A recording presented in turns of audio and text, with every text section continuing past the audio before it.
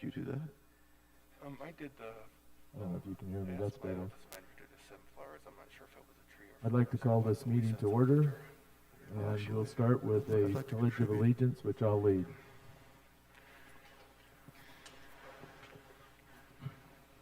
I pledge allegiance to the flag of the United States of America and to the republic for which it stands, one nation, under God, indivisible, with liberty and justice for all.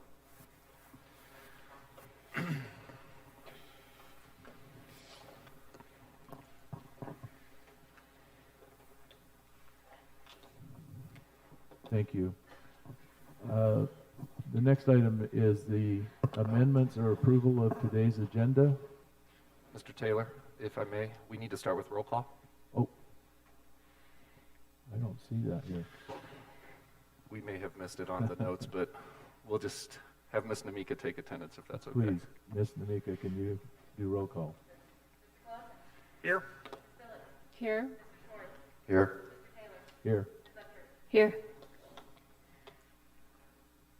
Thank you. Do we have any amendments or can we approve our agenda as it's presented?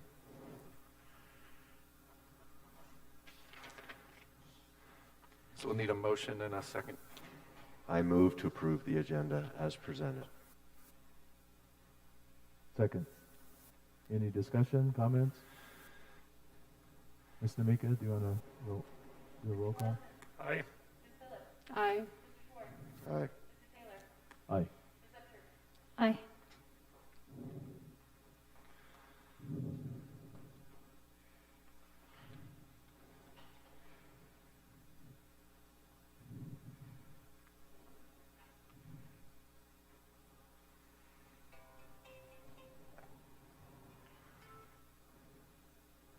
So as I understand it, Ms. Namika, there's been no email public comments received? Okay, very good. And do I need to read this intro here? Yes.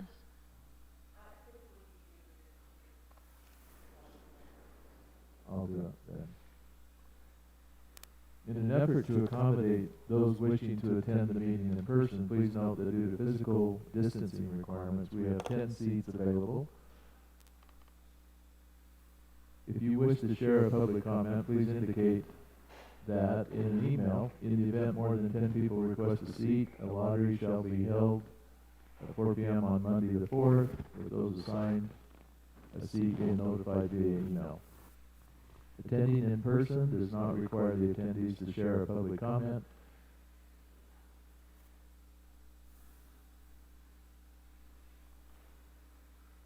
And wishing to share a public comment does not require a seat. If you wish to share a public comment but do not have a seat at the meeting, there will be a waiting area where you may sign up to give your comment. And you'll be escorted into the room at the appropriate time. As always, comments are limited to a maximum of 3 minutes. If you wish to submit a public comment in writing, please do so by 3 p.m. Monday, August 10th. Written comments must be no more than 400 words. That doesn't seem like what we normally read, but I'm going to go ahead and call on our first public comment will be from Jackie Burhans.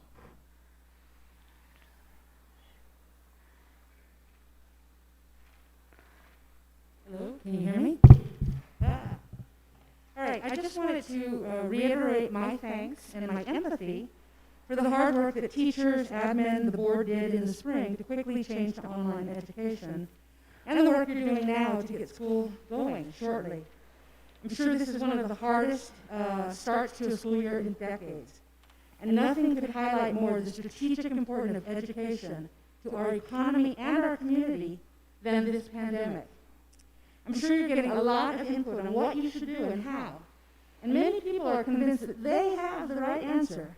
I have no such illusions. I just hope you will continue to listen to teachers, staff, parents, and students and weigh that input along with the most up-to-date science from reliable sources to keep our students and our staff and teachers safe. We're in for an interesting year, and what happens in this school affects our whole community.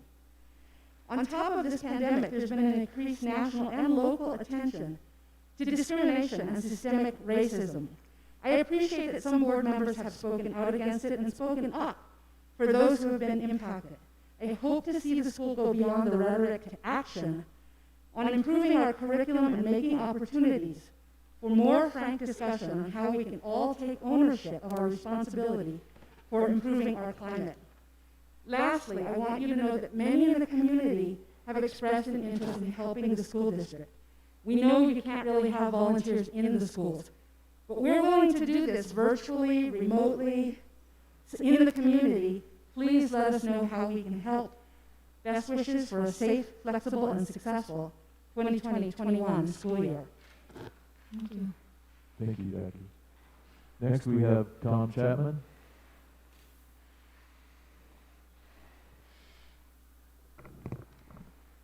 Lewis Palmer School District Board of Education and Superintendent Dr. Casey Summers, thank you for your time today.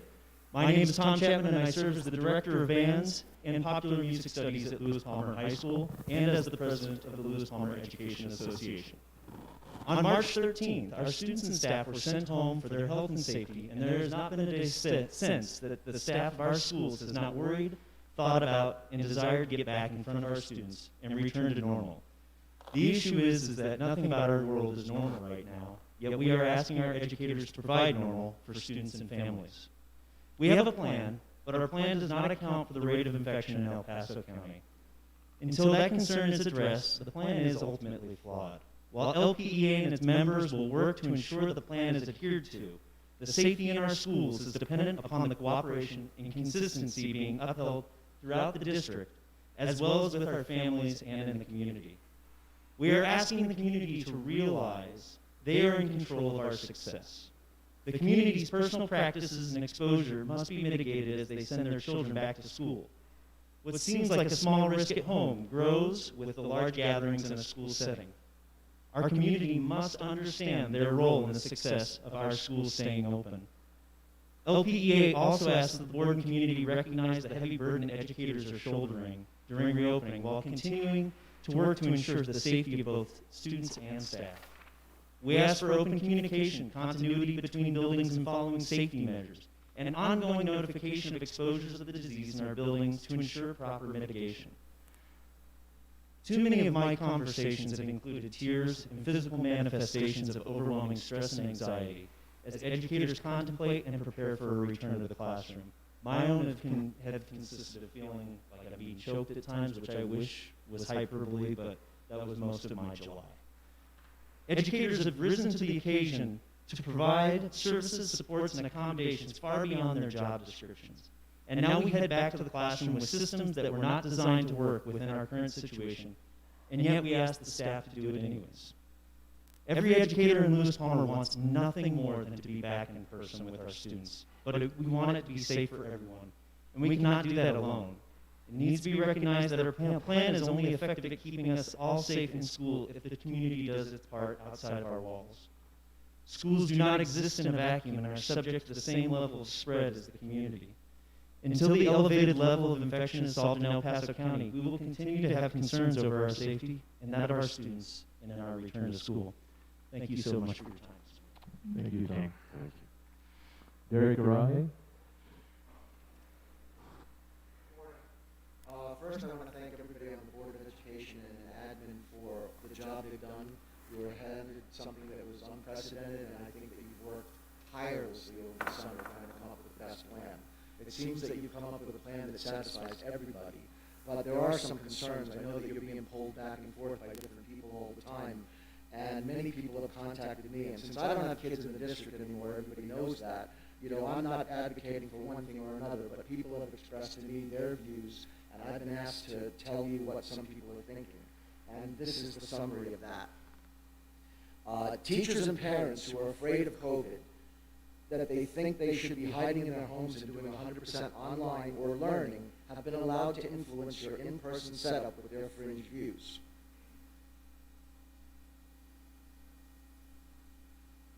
This is made clear by the very fact that you're going to require masks, even if the authorities rescind the requirement.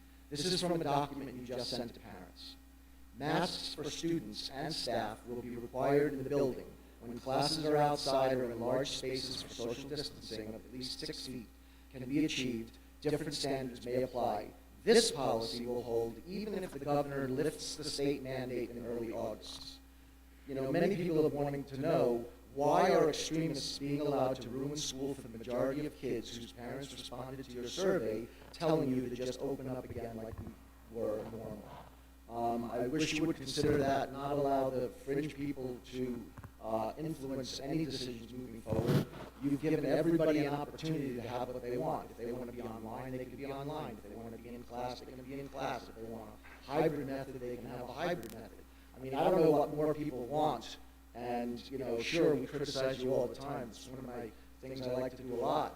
But in this particular instance, I don't know where we can go with this, because everybody has an option. I don't understand why the people who want online, chose online, are still pushing for only online. Why do they want to punish the parents and the students that got what they wanted? It's almost as if it's being punitive for no reason at all. Thanks again for everything you've done. I really am impressed by all of the time and effort you guys have spent. And I think the plan that you came up with, while it's not perfect for many people, it's not all the 5 days that you originally wanted.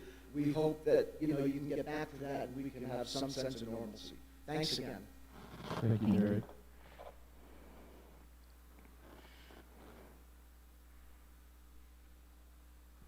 Our next agenda item is approve the resolution affirming the district fundamental responsibilities in response to COVID-19.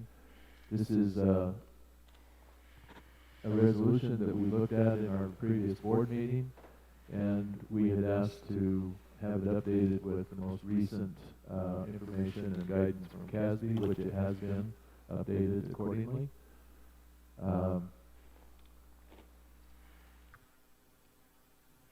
Do I have a motion?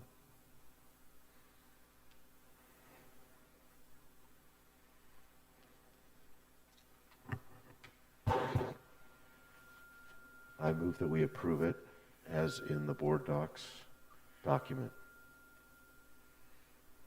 Do I have a second? I'll second. Thank you. Any discussion, conversation? I just had one question for Dr. Summers. Because this is such a fluid and changing series of events, knowing that as much as we know now, this is all encompassing for the flexibility and agility that you need to run the district, would this resolution possibly in the future need to be altered, or would we pass a new resolution if something came up that needed attention? The short answer is no. We believe this resolution would address all of the contingencies that essentially meet the guidelines as Colorado Department of Education have communicated to them to us. What I would highlight for you in that process is number 3, our definition of actively engaged in the educational process, which will be further addressed in our board policy ICA, school year, school calendar, instruction time, to include instruction delivered both electronically and or the use of other types of independent study and distance learning for students provided under supervision of a certified or licensed teacher. And following number 3, number 4, how we will be recording attendance, making sure that even if our students are not attending in person, that we are still able to count that as instructional time.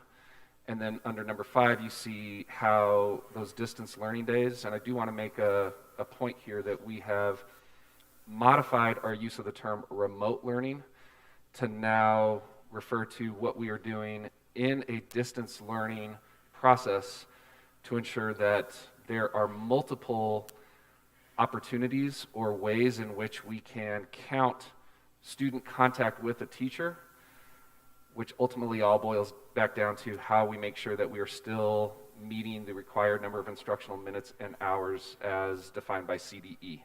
As you all know and appreciate too, that fundamentally will come down to our ability to count our students as full-time. So at this point, based on everything that we have looked at and the guidance that we received through CASB, as well as conversations with CDE, and also benchmarking this with other districts, we believe this is as comprehensive and as flexible of a resolution that enables us at whatever point we are in 2020, 2021, to ensure that we are meeting these fundamental responsibilities as defined by those authorities. Thanks. Mr. Swartz. I had this exact same question. I have a question. Could you briefly just share the difference between this resolution and our current board policy, ICICA, that we have? So that's actually on our first reading as well, our next agenda item. In essence, we are expanding our definition of what it means to be actively engaged in the educational process. So again, it will include both anything that is happening in person, as well as the guidelines that we're creating, the distance learning expectations, which we need to be very clear about with both students and teachers. Now I'm going to give you another example here because this question I think will probably come up at some point. What happens if we have to call a snow day? If we are calling a snow day, we are able to still execute a distance learning schedule, which would enable us to count those as instructional minutes and hours, presuming that we have teachers and students able to access content and ensure that they are, again, engaged in what our definition of an educational process is. So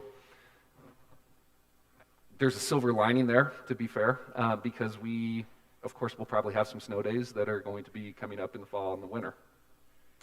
That's obviously not the primary purpose of this document, but essentially we are utilizing it in such a way that it will broaden our definition of what is an ICICA so that we are able to count those as minutes regardless if we're in school or not, in-person school or not. And I'm going to look to Mr. Foster as a nod just to make sure that I am articulating that correctly. And Dr. Benton, is there anything else you would add? Okay, 2 thumbs up. But catch me if I'm missing something, please. Can I ask one more question? Of course. So with this resolution, and as you and the staff continue to push forward in an ever-evolving, fluid, and unprecedented situation, the committees that have been formed, how do they play into this? It's not necessarily a part of the resolution, I get that, but I guess my question is, what's your vision? I want to make sure I'm understanding the question okay. Will the steering committee, like for example, the steering committee still be a part of the dialogue? I guess it really depends on what dialogue we're envisioning. So if the question is, for example, is the steering committee in a position to make the decision about when to go to distance learning, as one example? Clearly, this document is written in such a way that ultimately we know the timeliness and the sensitivity of everything that we'll be dealing with will require quick as well as informed decisions about whether or not we're in person or we're not in person. So ultimately, how we envision those decisions being made is in consultation, first and foremost, with El Paso County Public Health, given the context of what that situation is and their guidance. There may be a situation, and we do need to be very clear with our community about this, we may have to use the word pivot, from in-person to a distance scenario as quickly as from one day to the next. And then based on the length of time that we're out of school, and it could be a particular cohort that we're talking about, it could be the entire school that we're talking about. At this point, in order for the entire district to be shut down, I would probably say that would be a county or statewide order that's coming down that would mandate a stay-at-home phase that we would be implementing.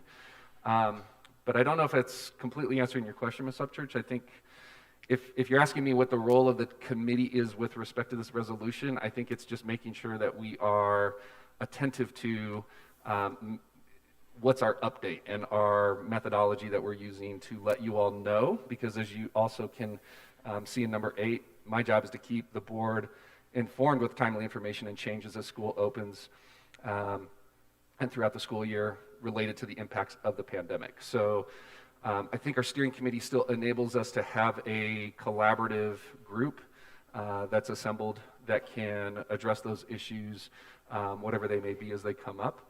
But in terms of making sure this resolution is carried through, that's exactly what the board is approving, and that I need to make sure that I'm carrying out to execute what these terms are. So does that more or less answer it? Yeah, you actually, one of the things you just said was exactly what I was looking for. I just wanted to make sure that while you're making the decisions and you're being fine-tuning as updates happen from public health, that any impacts that could affect different aspects of our education for our kids each day, that those that have their finger on that compass, on that pulse, are engaged in that process as well. So I thought the engagement over the summer was productive in that it gave that opportunity for input and feedback and dialogue, and this will work, okay, but this doesn't work, and things that aren't thought of. So just making sure that I wanted to ask if there was going to still be an opportunity for input from your staff. Absolutely, and I think, as you all know, stated within the construct of our back-to-school plan that we have been fleshing out really since early June into July, one of the principles, guiding principles within that plan is a continuous collaborative monitoring and revision as necessary. So we certainly do anticipate there will be many lessons that we will learn along the way, particularly as we're starting out. And hearing from our teachers, hearing from those that are experiencing what it's like on a day-to-day basis, including our students, including our parents, our whole community. Now, in terms of exactly what that process will look like, I think some of that will be dependent on the situation. But I also think it's important for us to put in front of you all data that will reflect what does success look like as we're going forward. And that's actually a really interesting question because I think you can go many different directions in terms of that success criteria, if you will. But I think it comes back to, again, what our guiding principles are in the plan, our guarantee or striving to cultivate as healthy, safe, and welcoming environment as possible, providing high-quality academic learning and support, ensuring supports around mental health, physical and social health, as well as how we're supporting our staff in that process. And as you all know, we're back this week. Teachers have, their official return date is tomorrow, but we gave them a couple of extra days to help them set up their classrooms, et cetera. So we're monitoring each of those situations really day to day, and in some cases moment to moment. Now, how we report that back out and how we use some different metrics to really assess our progress as we're going forward, I think we need to remain agile in that process and make sure that we are asking really good questions, seeking the information that will help us make informed decisions to the extent that we need to adapt and evolve the plan as we're going forward. Thank you. Yeah, that's what I wanted. That's what I was curious about. Sometimes you find that there's more than one solution to a problem. Absolutely.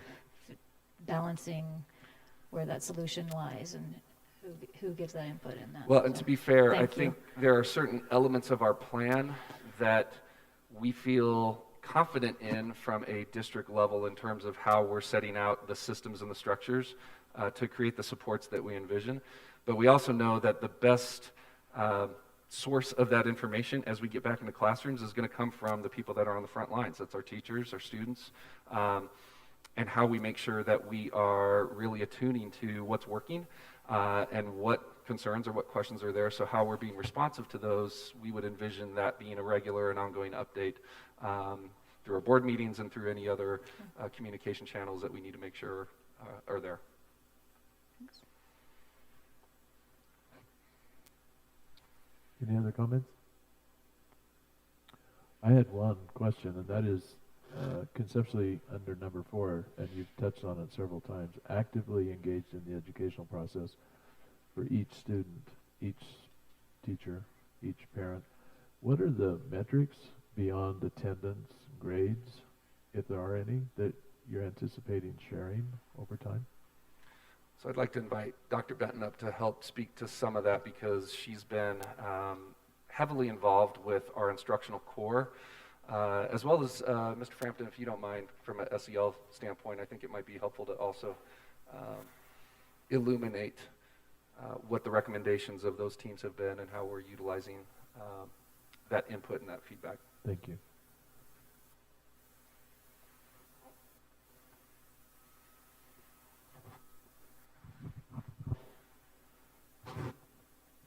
You asked what metrics we'd be utilizing for engagement. And so one of the components is completion of work. So not just whether or not you get a grade for it, but we actually developed a rubric for the elementary level for our online learners that we're also rolling out to all actually teachers today. I just came from a training around effort, to be able to explain to parents how much, did the students actually put effort into their learning. So we'll be looking at those different pieces. We're also recommending some competency-based assessments, which is completely different than how we've done assessment in the past, where it's primarily a score. Instead, rather, it's a categorical rating. Obviously, it'll still have to translate to grades because that's the environment that we're in. But we are looking at a variety of different options. So we're actually going backwards in terms of quantifying metrics and looking at more qualitative. Excuse me, before you leave that, do you have a periodic reporting plan, or is there some concept around 6 weeks, a semester, or? So we'll be looking at it within the first 4 weeks. We feel like we'll have more, the ability to pull data within the first 4 weeks. In terms of the online elementary and online programming that we are providing, we will do a monthly review of that data. Parents will also get progress reports to that data. So we're looking at monthly right now. We'll see if that's sustainable. So we could, as a board, anticipate seeing something in the September board meeting? Is that too soon? Maybe. Maybe October, to give us a month to get it. Sure. Yeah. And then every month thereafter, roughly? Maybe. Okay. Let me see how it goes. No commitment, I understand, but I I'm didn't. just getting Did an everybody? idea. I said maybe. Yeah. Yeah. No, I completely agree that we do have to look at engagement differently. Everybody is aware of that, but at the same time, it's really hard to quantify engagement. So you'll probably get more qualitative data in relation to that. We did focus groups this last spring. We did a lot of different pieces and provided some executive summary information to Dr. Summers related to the work that we did. So we'll probably do something similar to that, as well as looking at what we're actually putting in Infinite Campus. But some of what we're doing won't go in IC, so we're going to have to pull that data separately. Thank you. And can I interject one more thing? And Dr. Benton, can you just validate this so I make sure that I'm representing this accurately? We still will have formal academic assessment measures that we will be utilizing to measure where we're at with learning loss or what needs are most apparent. And so, all of what you're typically used to seeing too in terms of academic achievement through various benchmarks throughout the year will still be in play. Yes. So we are still having to work a little creatively around some of the stipulations put in place, but we are providing assessment data and opportunities for all of our students to be able to access assessment, both in literacy as well as math, K-12. Well, K-12 because 12th graders get to take the practice SAT because the SAT has been moved to October for them from the spring. So we will get all of that data. The great piece is that most of that, it's in-house, so we turn it around pretty quickly to be able to get back to teachers, and then they'll have time to look and see what those learning gaps are. Same with the K-3 literacy piece that we've all been paying attention to. We'll also be able to utilize that data. But absolutely, grades are here. Grades are back. So that's another thing people had asked us about. Grades are back. And it might be helpful for us as we're continuing to look at both the formal methods that we're using to share that data to really make sure that we're coming back to a focus on how that feedback is being provided both to the student, to the parent, and to those that are going to be working from a place of, based on what we know, how are we going to respond to what those needs and what those different supports need to look like. So I think the quality of that feedback is going to be an extremely important mechanism, because a grade is certainly one way to express what feedback may look like, but we also want to get to a place where that is growth-producing feedback, not just a summative final grade that necessarily speaks to all of what a student is learning. It's really more about progress and how we're making sure that where students start as they're coming back at the beginning of the year is something that we can really hone in on to inform the system in terms of where do those supports need to be best situated. I would add one more thing, which is our implementation of professional learning community model, or PLCs, is going to be extremely important in that process because what that allows our teachers to do is hone in on what's most important in terms of prioritization of standards. How do we know where students are in relationship to mastery of those standards? And what do we do when students are demonstrating that mastery? Or what do we do when they're not? And making sure that we are, again, providing the interventions and enrichment that our students deserve wherever they happen to be in that learning continuum. The only thing I'd add is we've had very intentional conversations with teachers about not going backwards in the students' learning. So the idea is not that we're going to go back and replace the 8 weeks that were lost, but rather that we're going to teach forward, and we're going to assess in a formative way to determine how we make sure we gap fill as we go. So that was a huge value that our teachers came up with out of our instructional core and SEL committee, was to say we want to learn forward, not go backwards, and have students repeat what they may have missed, but instead to be creative in how we shift our time and look at our essential learnings and be able to help students in that way. So. Dr. Benton, Awesome. Dr. Summers brought up the fact that grading is one measure. Kind of my sense is there's some inconsistency, especially with high schools, with how particular teachers were handling the grading system. Is there going to be more uniformity this go around? So the piece around what happened in the spring is that grades were basically held static as long as students were participating, and then teachers could provide opportunities for students to increase the grade, but it could not decline, given the fact that we had issues with access and equity. Moving forward, though, the expectation is now that their grade book will be actually built in a way that allows for at the high school level, a hybrid model. So students will be earning grades both through our LMS, which is Canvas, where they submit grades. It's also now tied into Infinite Campus, so it's immediate for teachers and students to be able to see the grades. And our expectation is that PLCs, so all of the English 1 teachers, have a common expectation of what's going to be happening in both in-person and in online learning. Is it going to be perfect? No. But we're sure going to work at trying to make it more equitable. All right, thank you. You're welcome.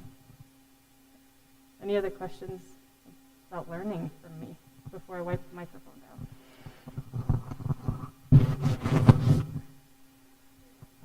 Good morning. Morning. The social emotional group has been working all summer to come up with strategies and plans to help support kids in their social emotional learning at the very onset of kids coming back. The one thing that we heard loudly from our teachers is that the reason we were able to have as much success as we did in March, April, and May was the fact that they had the opportunities to develop relationships with kids and get to know kids at a very high level prior to us going into the remote learning environment. So we are going to artificially accelerate that to the greatest extent possible starting on day one in anticipation that there might be a future closure.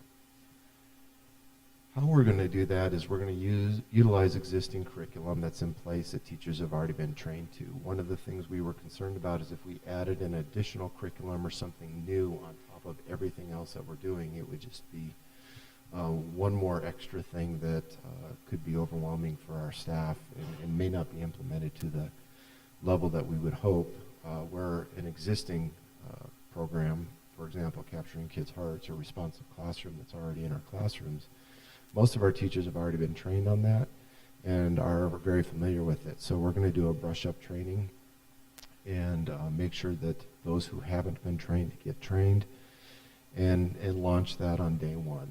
And the principals are going to work with their staffs on creating time to ensure that that occurs immediately so those relationships can be formed. And on the off chance that we ever have to go remote, we've got that created in place. Thank you. Dr. Summers, if I might just add that, it occurs to me that everybody suffers from the pandemic and the isolation that's been forced on us, whether we're 95 or 9. And I appreciate what I've heard here today about the preparations that your admin and you have done to try and address the whole child. It is a different time, but there's no doubt in my mind that every individual who has been in any amount of isolation is feeling the effects of that. And so I appreciate very much everything that I just heard. Thank you. So if there's no other comments, Kathy, could you do a roll call on the resolution? Aye. Aye. I concur with the team. Aye. I also concur with the team. Excellent. The next agenda item is a first reading of changes to policy. If we could have Mr. Foster join us for this item and the next one here. While he's coming up, I'll just go ahead and read the list. So it's policy AC, non-discrimination, equal opportunity. AC-R-1, non-discrimination, equal opportunity, complaint and compliant process. ADC, tobacco-free schools. EBBA, prevention of disease, infection, transmission. EBBA-R, prevention of disease, infection, transmission procedure. EBCE, school closings and cancellations. GBA, open hiring, equal opportunity, employment opportunity, excuse me. GBGA, staff health. GCE/GCF, professional staff recruiting hiring. GDE/GDF, support staff recruiting hiring. IKA, grading assessment systems. JB, equal educational opportunities. JBB, sexual harassment. JF, admission and denial of admission. JFBA, intra-district choice open enrollment. JFBB, intra-district choice open enrollment. JH, student absences and excuses.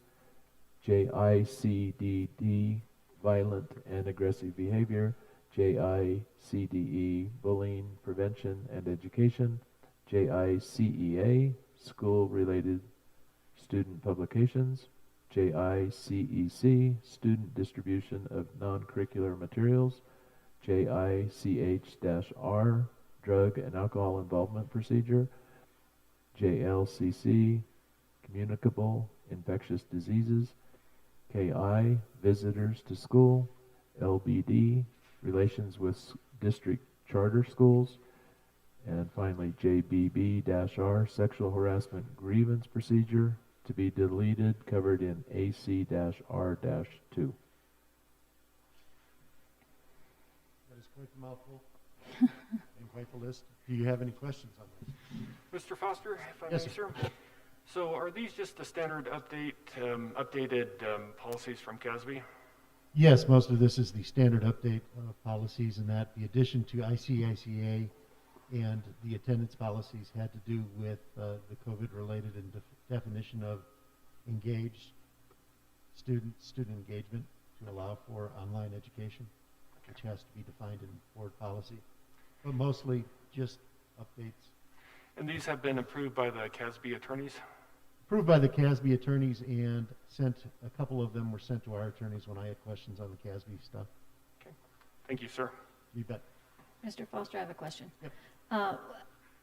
Of this list, how many of these which ones are recommendations from CASB and which ones are legislative mandated updates? That would be hard to narrow down. They're not legislative. When the legislature passes the law, CASB updates their policy. Okay. So that's how that workflow happens. So when CASB makes changes, they're based on legislation.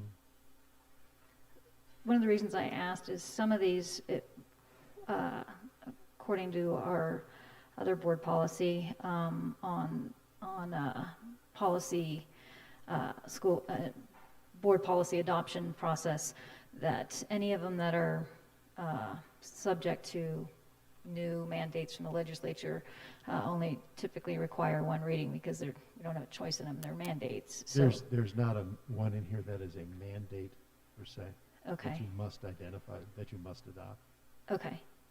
And then my second question is, maybe we're jumping ahead.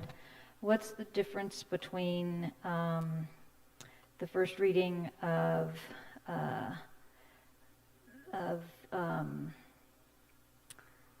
ACR2, and I believe that one is also listed in the policy changes. Are they the same, or is there a difference between the two? AC and ACR2 update. ACR2 adds into AC the investigation of sexual harassment.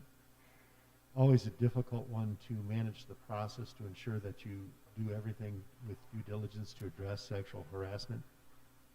There was a recommendation from an OCR finding that those be combined into one policy to make it easier for a complainant to identify the policy by which they're complaining, under which they're complaining. So is that why it's also in the changes to policy, because it's We're listed under both? We're changing AC's language to include and be more inclusive of sexual harassment, and adding ACR2, which had not been added prior. JBB had encompassed student sexual harassment, and staff sexual harassment was under a different policy. This is trying to be inclusive of all sexual harassment and making sure that they're all investigated as thoroughly as possible and consistently.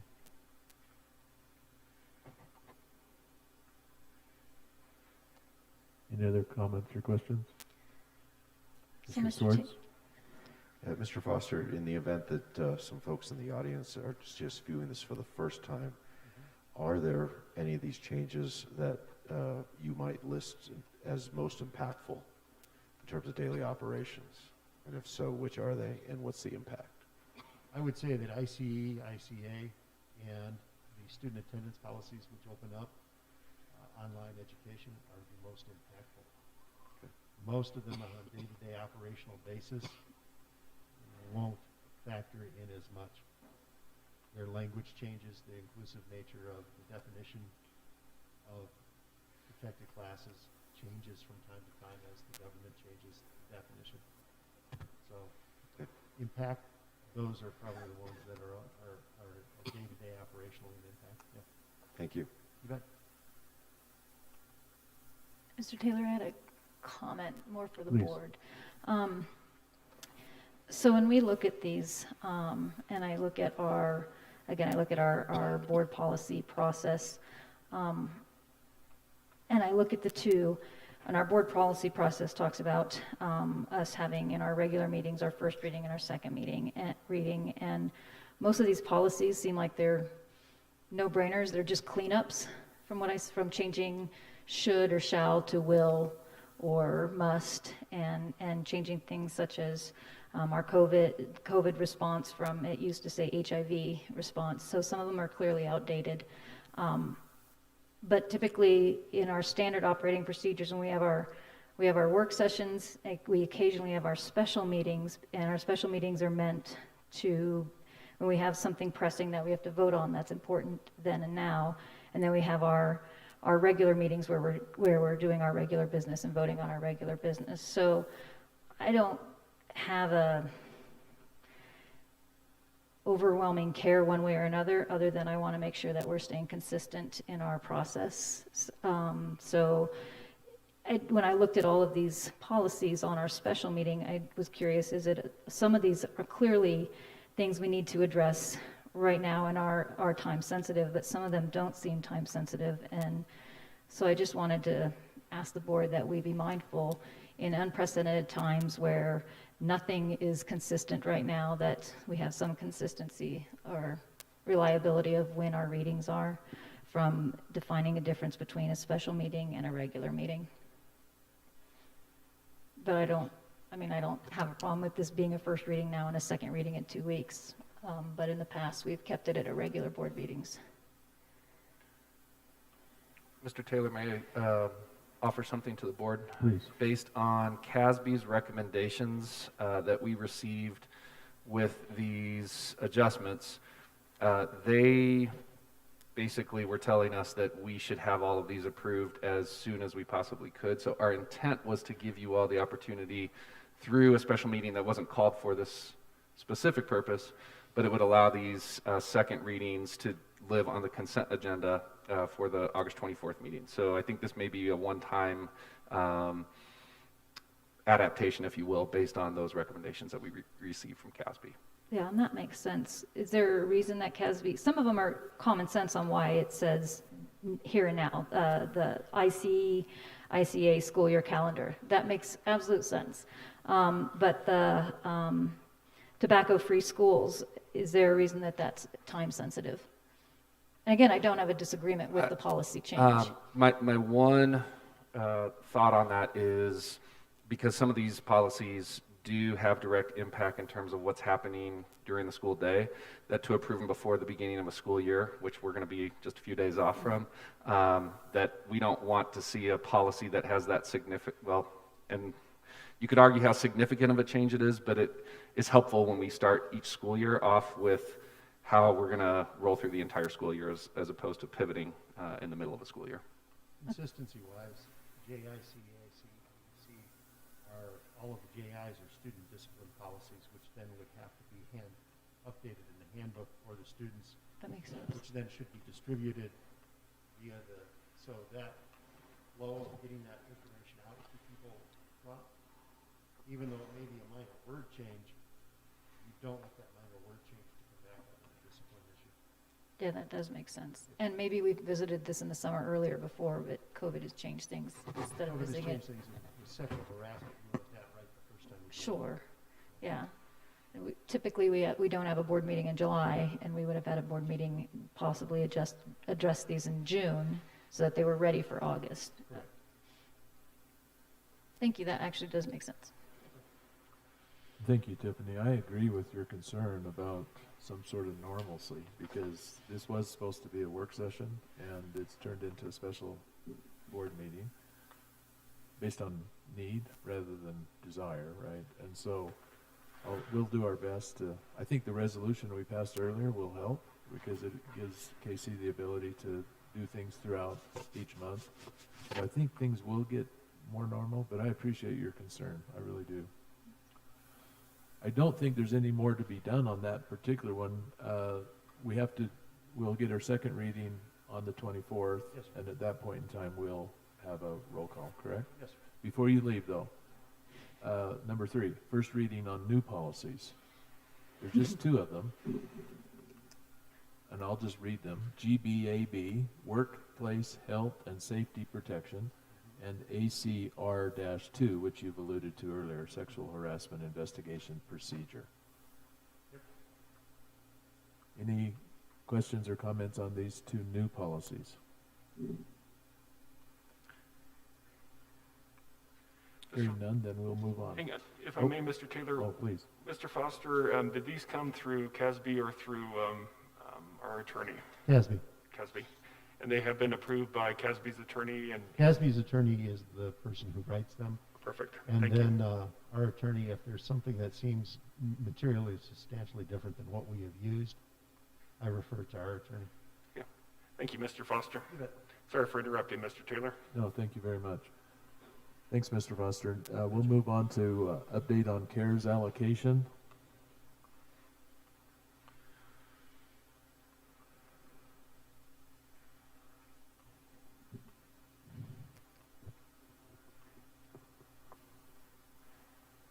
So, Ms. Seeley, we're happy to meet with you in person. We've seen you online. We appreciate that you're here.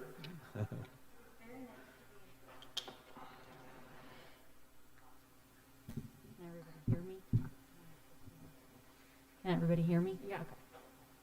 Do I just do the arrow? Okay. All righty. Okay, so here is an update on where we are with the CARES Act funding. First of all, there's 2 categories of funding that we are receiving through the CARES Act. The first is the coronavirus relief funds that we received in the spring of 2020, that $2.5 million. And then the elementary and secondary school emergency relief funds, also called ESSER. Those we have not yet received. We'll talk a little bit more about that in just a second. So for the coronavirus relief funds, there are some restrictions, obviously. They need to be spent on necessary expenditures incurred due to COVID-19, expenditures that were not budgeted as of March 27th of 2020, and the costs must be incurred between March 1st and December 30th of this calendar year. All unused funds must be returned by January 8th, 2021, so we want to be cognizant of that, and we are tracking our spending in to the penny to make sure that we don't have to refund any of this money. So the funding details, we got that $2.5 million was received in the spring. We sent off $368,000 to Monument Academy, and that was their allocated portion based on per pupil count. As of October 1 last year? Correct. Okay, thank you. And so that left us with the $2.2 million remaining. So the CRF expenditures to date, in the spring of 2020, we incurred an additional $24.5 thousand for graduation and continuation expenditures. These were over and above what was budgeted for those events. Again, due specifically to COVID, having to change locations for graduation, etc. $50,000 for the DM group consultation contract. $381,000 is the projected cost of the additional Chromebooks, carts, hotspots that we needed to purchase, again, directly related to the COVID-19 emergency. We have allocated out discretionary funds to the campuses as well as the HSEA and transition programs, and that amount totals $108,000.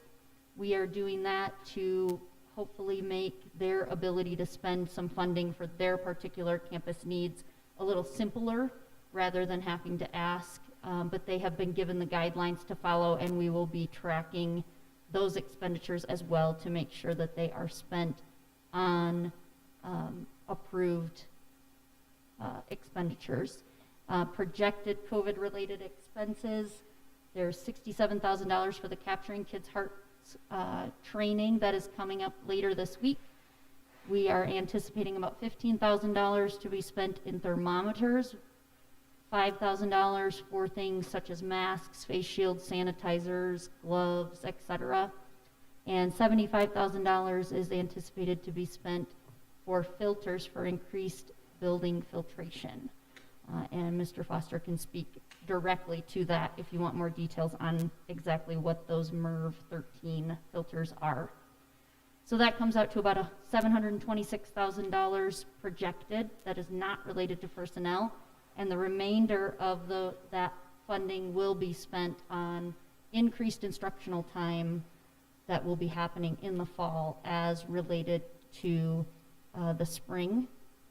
And that is, again, something that we have been given clearance on to spend those monies on. May I ask a question there? Yes. So I think our last board meeting, you talked about having some staff come in early and then also do their normal. And I think the early was going to be on a per diem. Is that included then in this amount of money? Yes. Potentially? Yes, so that's going to be in that 1.48 million amount. Thank you. Yes, sir. As it relates to under the funding details bullet, our partners at Monument Academy, is there some type of an interaction with your peers there in terms of the accounting at the end of the calendar year and any potential funds to be returned or not? Yes, so I'm actually going to be meeting with their director of finance tomorrow to start making sure that they are following the guidelines, as that is our responsibility. So yes, we will be tracking their spending as well. Ultimately falls back into the district bucket? Correct. Okay, thank you. I have a couple of specific questions on this slide, but I don't know you take the time to do that, or do you want to finish and then come back? We can do it now. That's fine. Okay, the first one, and this follows Mr. Frampton's reference to capturing kids' hearts. So as I understand it, capturing kids' hearts has been in the district, but the training is going on at the high school levels. Is that correct? It has been currently implemented at both Lewis Palmer Elementary and to some extent Lewis Palmer Middle School. So this specific training is designed for both high schools.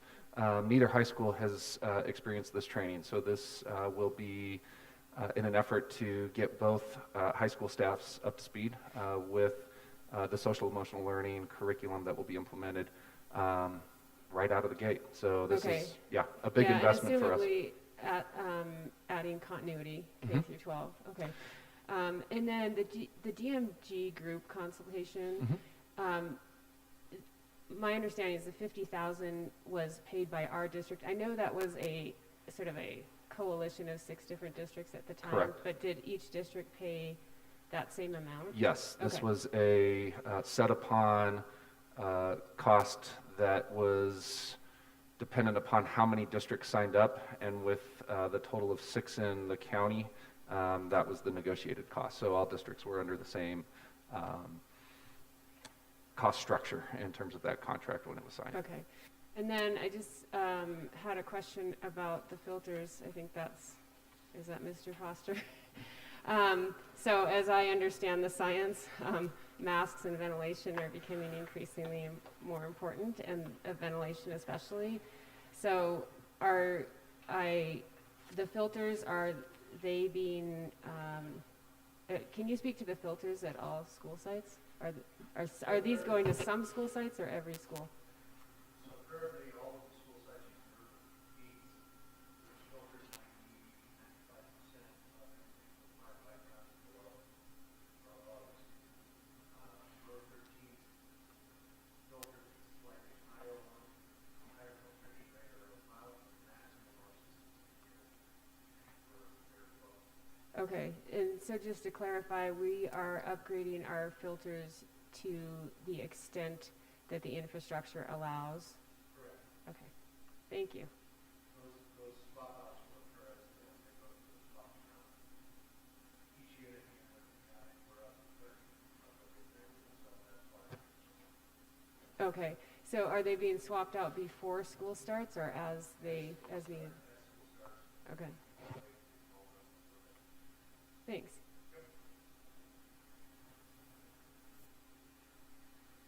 That's all I Anything have else? on this slide, Okay. yeah. Thanks. Anything else on this slide? I did have a question. Sure. I know you explained it, can you re-explain the increased instructional time payroll allocation?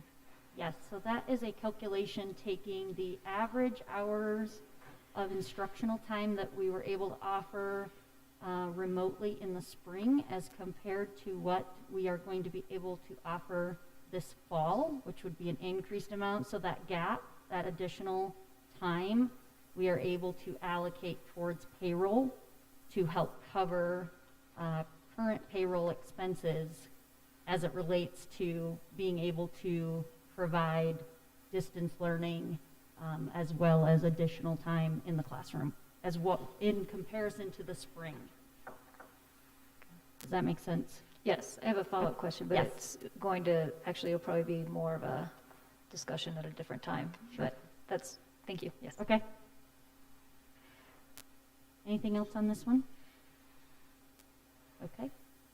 So there are some reporting requirements that we fall within regarding the CRF funds.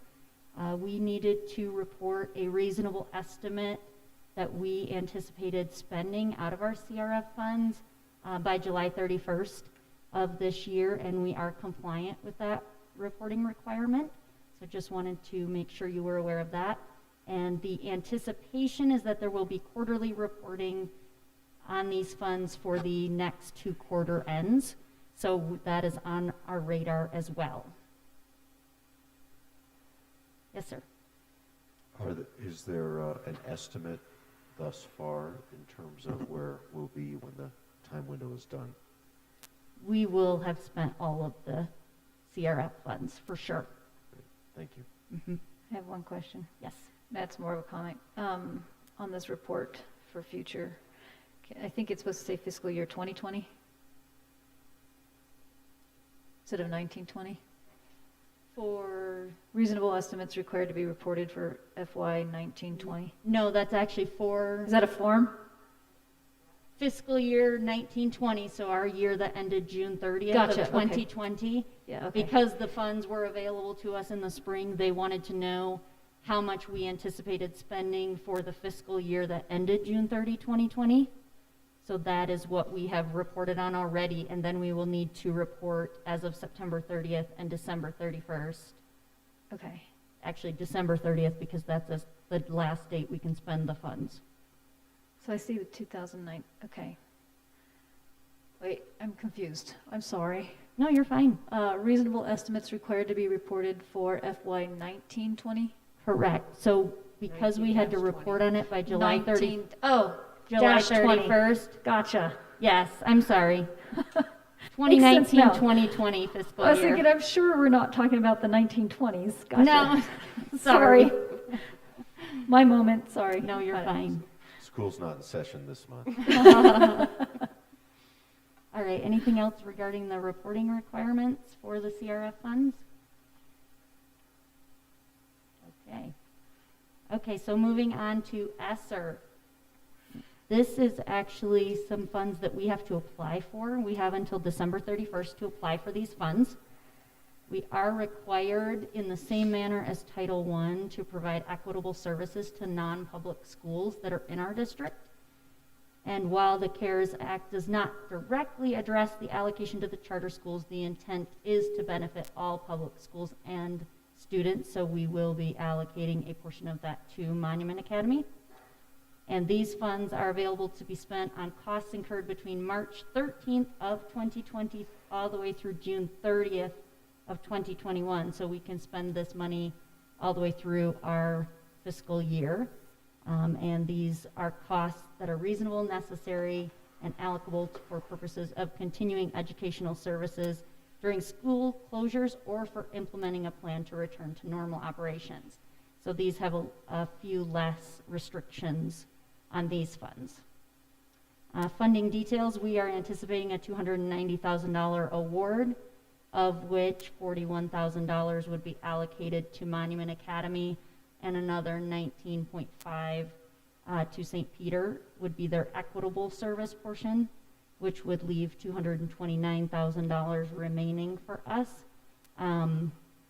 We are projecting an $11,000 expenditure for an elementary online program coordinator, and that is for the fall semester only at this point, although that may change depending on how the fall semester goes. We did adopt IXL, which is a reading software for K-6 online program, and then the remainder will again go to the increased instructional time allocation.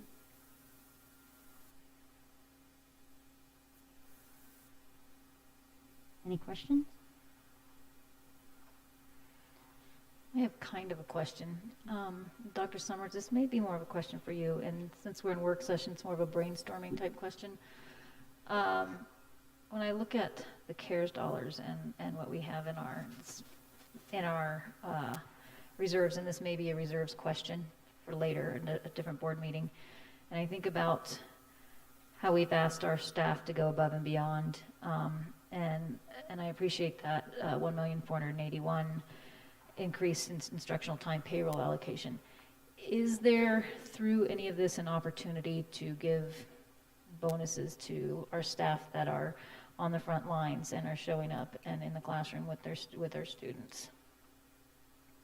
Or would that be more of a possible discussion for reserves, or maybe it's a non-starter? I don't know. Yeah, it certainly would not be an allowable use of funds under CARES. Okay. That said, the board does have the ability to, given our situation as we're moving further into the fall, assess the potential of granting a bonus at some point. I mean, really at any time you could look at that and have that conversation. I think our recommendation would be at this point for us to see exactly where our October 1 count is coming in, and to make sure that we're continuing to update you on what that fiscal impact is.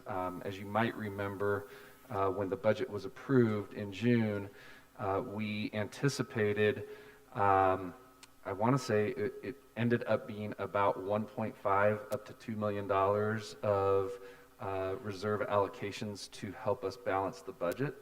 That was a projection, so we'll have a better idea of exactly what that amount will look like as we go into the fall. And then certainly I think it's worth having a conversation consistent with what we've also discussed within our strategic plan about ways to recognize our staff. And certainly at that point, the board could entertain a recommendation for a one-time bonus. As you know, we also have salary freezes in place based on the approved budget back in June as well. So I think point well made, and something that we'll continue to be updating you all on as we go further into the fall. To follow on that, though, practically speaking, are we talking about an October timeframe to discuss a budget update? Because we talked about flexible budgeting, and we'd probably be looking through September before we would, so it'd be the third week of October. Does that sound like a reasonable timeframe? Yeah, I definitely think so, because we'll have a good October count to build off of from there. Yeah. So And I think that's also in line with, because we have to submit a quarterly CARES report by September 30th, so then at the October meeting, we could get a report out as well. And I was just gonna make that request for October, and then obviously for January, it'd be helpful to see where those CARES funds have been allocated. And to build on that, I think we have until January to finalize any budget adjustments, so that timing works out really well, October and January. We'll have a work session slated for October 6th currently, with our official board meeting that month being October 26th, which happens to be the fourth Monday. I think there was some scheduling issues there. So we'll definitely have something ready by October 26th that I think will allow us a deep dive into that particular issue. I do want to be clear, though, back to your original question, Ms. Upchurch. We were able to allocate the stipends, the per diem, $200 a day for our teaching staff, really as of today and yesterday. And then for our classified school-based employees that are incurring additional hours, that'll be an hourly rate. That can come from the CARES allocation, because it is directly related to our ability to really give staff the time that they deserve to get their classrooms set up, et cetera, as they're coming back. So the stipend is an allowable allocation, but the bonuses would not be. Okay. Shanna, I remember being in a meeting with you and I think Dr. Benton earlier this summer, and there was some discussion about whether some of the CARES funding could be spent on online curriculum or any aspects of that, but given that it expires December 30th, or it has to be used up by then, is any of that needed now? I don't see any of that on the slide, the CRF slide. So as of right now, I don't believe we are planning to use CRF funds for that.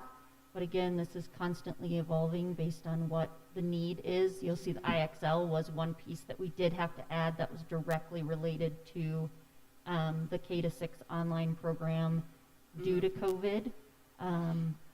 But for the secondary levels, we have not had to add anything new that would be directly related to COVID, is my understanding. And I would say, with Dr. Ben's approval, that a majority of the online programming curriculum that we already have had in place, because it was already budgeted, is already built into what was purchased and what we have a license for the 2021 school year. So I don't believe at this point we envision additional need for curriculum that's online. And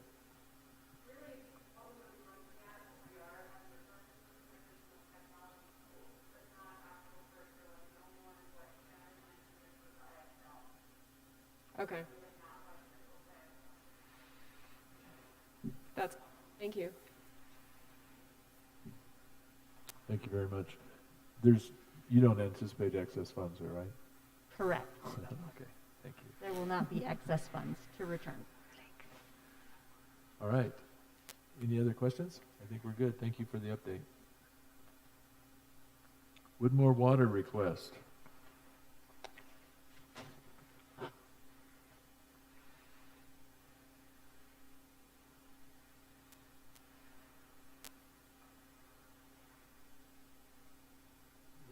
For you, a proposal from Woodmore Water for the purchase of a northwestern portion, approximately a quarter acre of Lewis Pullman Middle School land up there. Don't think it's land we will ever use. It is above and beyond the football fields and beyond the fences there. It was part of the original plot. Woodmore Water has asked to purchase that for their water system. As I stated originally about a month or so ago, we had talked about Woodmore Water and entered into an agreement. We had discussed with them perhaps running non-potable water to our fields on that end. Mm-hmm. However, in the end analysis, their proposals for the cost of that would have taken 16 plus years to pay off in savings. Didn't seem really like a wise use of expenses in that. At this point, I think we would recommend just the sale of the land for $73,000. That was agreed to. We split the purchase. We split the cost this time of the appraisal of the land to make sure they could choose the appraiser. And so therefore, there should be no question as to the monetary offering. They were the ones who came to that number. And it does seem like a fair amount of money for that little piece of land. Any questions? I'm going to ask the same question I did about the policies. Is this time sensitive? Yes. Woodmore Water is looking to initiate their building cycle and their engineering and design cycle prior to winter. Yes, sir. Once the sale is complete and the funds are actually moved and received, are these purpose-built funds? Have we designated the use case for them? We have not designated a use case. I might suggest humbly cap reserve projects. Danny and Ricky can somehow always find ways to spend money on updating controllers. Okay. Or concrete, or you name it, they can figure a way to fix something. Right, and so for example, if there's a scenario where that filtration system where we were HVAC bound because something wasn't updated, maybe that's an opportunity too, right? Our filtration system itself, as far as the MERV 13s and that's just a matter of how much blockage.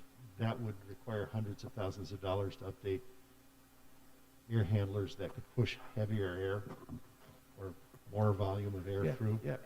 So, but this certainly you could use towards controller issues and that, which we are always replacing and cycling through those. Okay. You raise a really good point, Ron, and I wonder, when we sold the property out east, that money was designated for the building account or fund. This money, it's also land sale, but I guess we could designate it as deferred maintenance, or we could designate it into the building reserve fund. It's something that, or we could just let it go into capital maintenance. But I think we should probably address that. Is this the forum to do it, or is there another forum? I think we could do it at the regular board meeting in 2 weeks. And then we should have it from them once this is signed. They're relatively, they always like to move quickly. I usually find out about these projects about 2 weeks before they need it done. It may also, if I may, be advantageous for us to, as we have more conversations around longer term needs, how we envision projects that we've already budgeted for this year, connecting that to more subsequent years and where those situate, give us a chance to look at that strategic application of those funds. So actually what I would recommend is we may be better suited with an agenda item during our September work session so that we can place before the board anticipated needs that we're currently working to identify, and then give you all more flexibility as opposed to committing those funds right out of the gate. I don't think we'll have an immediate use of those funds anytime soon, but that way it can align more with a longer-term strategic plan that we can put in front of you. That sounds good. So I'll make a proposal, a resolution to approve the proposal from Woodmore Water Association in the amount of $73,000 as presented. A second. Any comments, questions? Quick question. Is there a fence right there, right now? There is a fence around the northern perimeter of the football field. Between the field and that parcel? Yes. Okay. That fence wraps all the way around through that little wooded line. Okay. I was just curious. They're not going to get near that fence. They'll be off the fence. Okay, that was my question. Yep. Any others? Hearing none, do you want to call a roll call there, Kathy? Aye. Aye. I concur with the team. Aye. Aye. Thank you, Mr. Foster.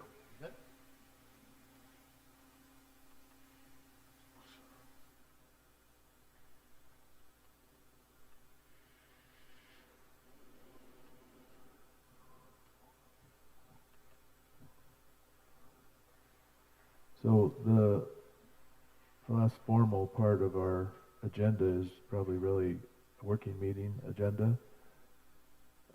We have in the board docs the strategic goals and the sub-bullets associated with those.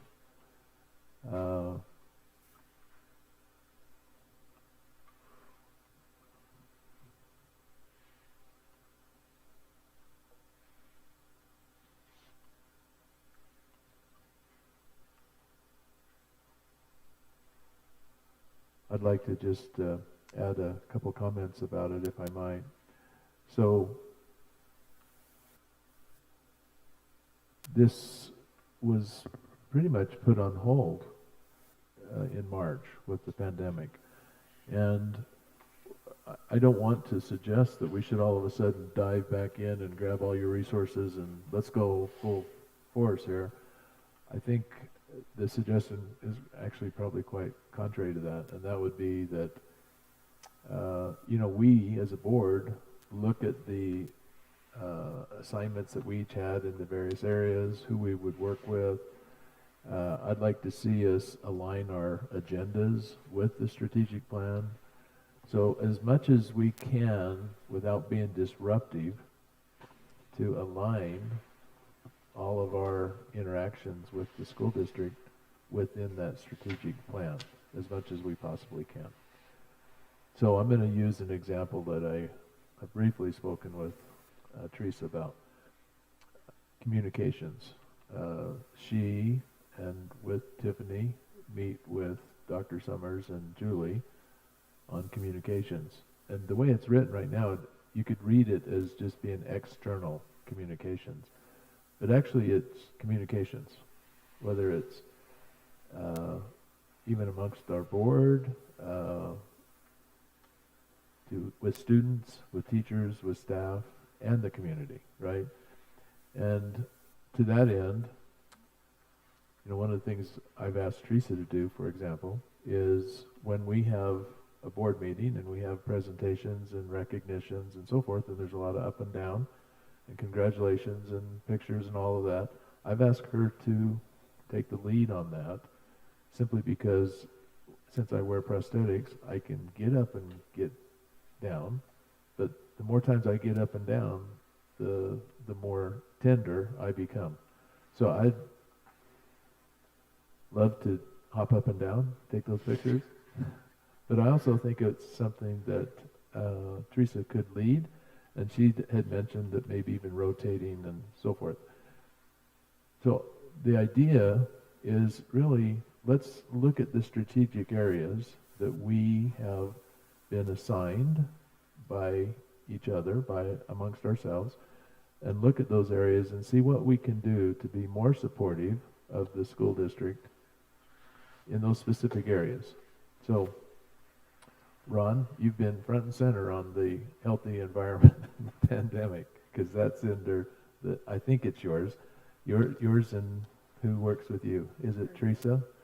About this whole safe environment. And we should always be thinking along those lines, not when the pandemic's over, right, that we stop, but we just continue to look at that issue.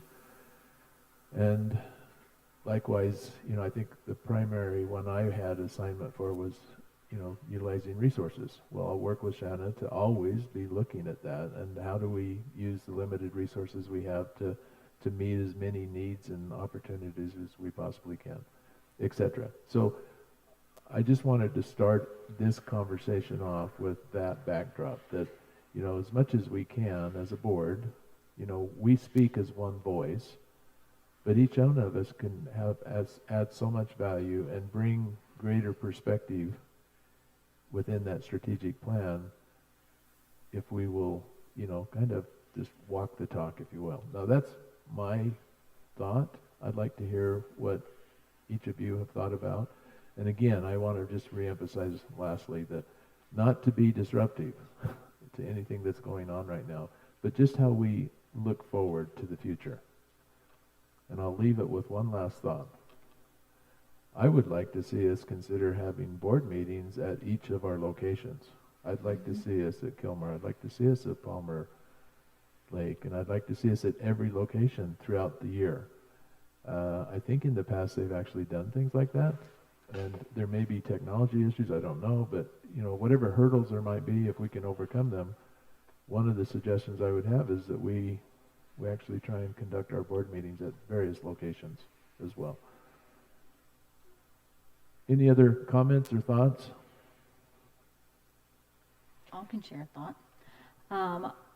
I don't think it has to be a distraction, because I think we can use part of facing adversity or diversity is growing from it and being better from it and finding that silver lining. And I think it's an opportunity to open doors. So I think that our strategic plan, the fact that we had already started working on this before summer hit and before March made everything kind of come to a screeching halt, I think that this is actually an opportunity we already have this in place, to see where we can be better and grow and cultivate from our learning plan going into the fall with COVID, and be better stewards for our students and our community on honoring and celebrating all the different voices that we have in our community. And prime examples, we've heard from a lot of individuals across the spectrum in our school district this past summer, and I think that is a sign that our community knows we're listening and that we care and that we want to grow and work together. And so when I look at 1, 2, 3, and 4, I see all of these components, although each of us have our own ownership in the rocks, that they actually form the bigger picture, and that each one in and of itself cannot be successful without the other 4 components in addition to. So I see this as a great opportunity, and I think that this actually is what has been a driving factor and force as we've gone through, and as Dr. Summers and his team and the input of parents and students and staff using these rocks has been a guidepost as we've gone along, from what I've seen being a part of the committees this summer. Thank you. So I think this is good work. I have a thought. Well, number of education ideas, but how, I guess the question for my fellow board members is, how do we overlay, or how do we embed? Because I think that would help in terms of communication, both not just admin team, and then also out to our stakeholders. if there's a way to interlace these so that the long-term strategic plan isn't just one on overlaid over the entire agenda. Thought in terms of moving and unit this to. Well, that's a great question. And so we all use board docs, and the school district has used board docs for a number of years. And we use board docs LT, which is the light version, which only allows you to have an agenda. We have a demo scheduled for this Thursday with Board Docs Pro, which allows you to include, for example, the goals and do the alignment that you just were asking about. It also enables subcommittees, etc. So the point being is we'll get the demo, we'll have a presentation at the next board meeting with the cost-benefit analysis between Board Docs Lite and Board Docs Pro, so that we can determine whether or not, you know, it would be worth the cost if the benefits are sufficient. So that's a great question. Yeah. And then, quick aside, Kat.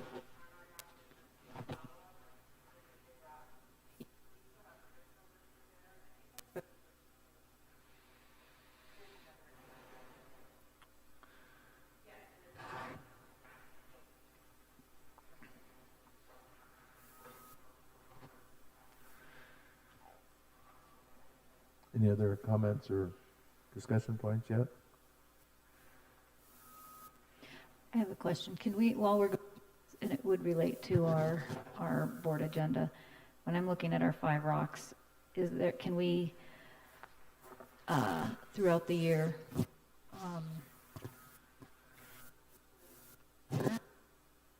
include, there, I was going to yell. Can we include updates, board updates on agendas throughout the year on where our progress is? That's a great question. And, you know, I had said at one time many months ago that it would be nice if our board member comments were focused in the area that we focus on, but that's not necessarily a requirement. It's just an idea. Another idea, as I understood, is that perhaps that we have just an agenda item every month that would give everybody a brief update on the big rocks, if you will. Ron?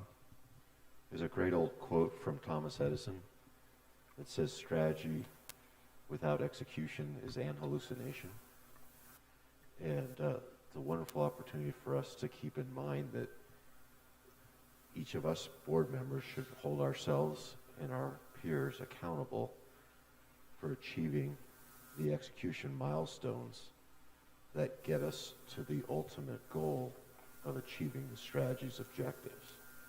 And if we do that on a 90-day basis, which is probably a good periodical way to do it, then we ensure that we help each other be successful. And we also ensure that the elements of the plan have student, staff, and community positive impact, which is the whole reason for the plan. And we also engage then the staff and the community in the successes that we're achieving. So by having some simple, consistent cadence, I think we can build the momentum that goes with achieving the elements of a strategic plan. And I'd like to recommend that we enact that. Let me make sure I understand, because I agree with what everything you just said. The question is how we implement, and that is, so for example, in September board meeting, we're going to get an update on going back to school, which is sort of the big rock number 1, right? In October, we've already talked about having an update on our budget forecast and the CARES funding, etc., which is rock number 4, whatever the number is. Do you see us aligning it that way, or do you see independent of regular activity? At least my vision for it was each of us should do some type of a readout every 90 days and talk about what results we've achieved, how it ties into the ultimate goal, and what the direct student-facing impact will be from that result. And if we've encountered challenges, which happens almost every time, where we need help overcoming them, or how we chose to overcome them, and what lessons we learned, so that when the next set of peers have similar challenges, we're not reinventing the wheel each time. Good points. Let me just add too that this draft was draft one. I don't recall us really changing this draft. We got to draft one, and then the pandemic hit. So how final it is, would beg to suggest that it's maybe not final yet either. To that end, one reason I'd like to see us have board meetings at the various sites is because I'd like to have each principal weigh in on this. We've talked about alignment of each unit, educational unit within the system, to the system. I don't think that process has occurred yet. It has not. So in my mind, I'm still formulating what it is that we want to be held account to, which with 100%, I'm just not sure we're there just yet, because we only got to draft one. Now, how would you suggest we roll forward? Because I like this 90-day readout. I think it's a good idea. We got to coordinate it with the admin and the units, right? And right now, I don't want to be too disruptive is my only concern right now. And so, I think Dr. Summers needs to give us guidance where the disruption border is, so that we don't go close to it, especially given what's going on in the next 4 weeks.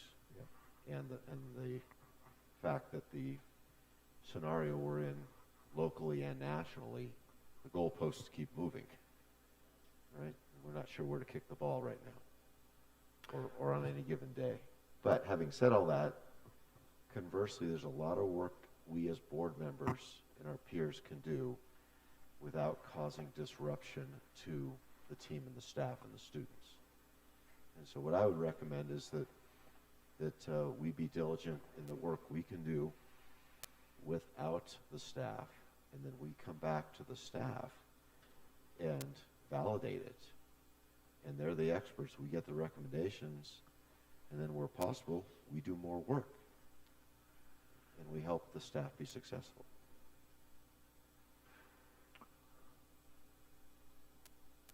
If I may? Please. So, to Mr. Schwartz's point, yes, we do need to get the school year up and running and launched, and see how that's going before we can, I think, effectively and strategically align back to where we situate with this plan. Now, one way that we might accomplish that without it turning into a series of unending meetings is the potential of a day-long retreat in collaboration both with the board and our administrative team, and potentially even bringing some of our principals into that equation to take the next steps in terms of building out the metrics and the success criteria that can demonstrate what progress actually will look and sound like. So, for example, when we focus on our very first bullet in terms of investing in and maintaining physically secure school campuses, well, what is our definition of a physically secure campus?